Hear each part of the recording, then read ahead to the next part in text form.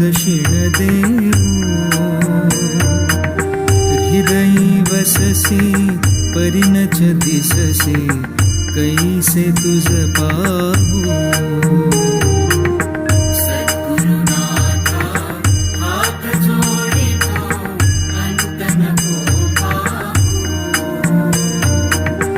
उखळून मनीचे